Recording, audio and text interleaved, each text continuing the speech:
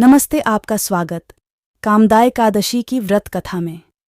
सबसे पहले हम कामदा एकादशी व्रत पूजा विधि के बारे में जान लेते हैं।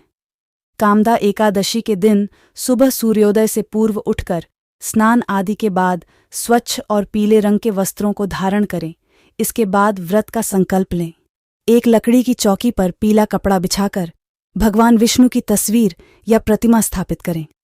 भगवान विष्णु की मूर्ति को ओम नमो भगवते वासुदेवाय मंत्र का उच्चारण करते हुए पंचामृत से स्नान आदि कराकर वस्त्र, चंदन, जनेऊ, गंध, अक्षत पुष्प, तिल, धूप दीप, नैवेद्य, आरतुफल, पान, नारियल आदि अर्पित करके कपूर से आरती उतारनी चाहिए।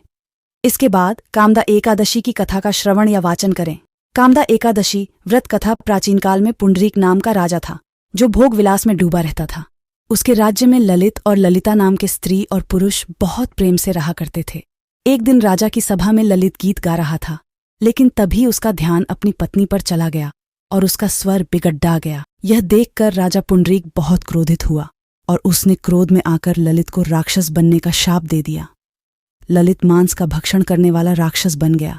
अपने पति का हाल देखकर राजा की पत्नी बहुत दुखी हुई। अपने पति को ठीक करने के लिए ललिता ने कई लोगों से पूछती हुई आखिरकार ललिता विंध्याचल पर्वत पर श्रृंगी आर्षि के आश्रम में गई। वहां जाकर उसने अपने पति का पूरा हाल कह सुनाया। आर्षि ने ललिता को मनोकामना पूरी करने वाला व्रत कामदा एकादशी का व्रत रखने के लिए कहा। साथ ही आर्षि ने कहा कि अगर वे कामदा एकादशी का व्रत रखती है तो उसके पुण्य से उसका पति ललित फिर से मनुष्य योनि में आ जाएगा। ललिता ने भगवान विष्णु का ध्यान करते हुए विधि विधान के साथ कामदा एकादशी का व्रत किया। आर्षि के बताए अनुसार उसने चैत्र शुक्ल एकादशी का व्रत किया और अगले दिन द्वादशी को पारण करके व्रत को पूरा किया। इस तरह व्रत पूरा होने पर भगवान विष्णु ने ललिता के पति को फिर से मनुष्य योनि में भेजकर राक्षस योनि से मुक्त कर दिया। इस प्रकार दोनों का जीवन कष्टों से मुक्त हो गया और अंत में दोनों को मोक्ष की प्राप्ति हुई। साथियों, और भी कथा और अपने पैसों की तंगी से परेशान जीवन के बारे में जानने के लिए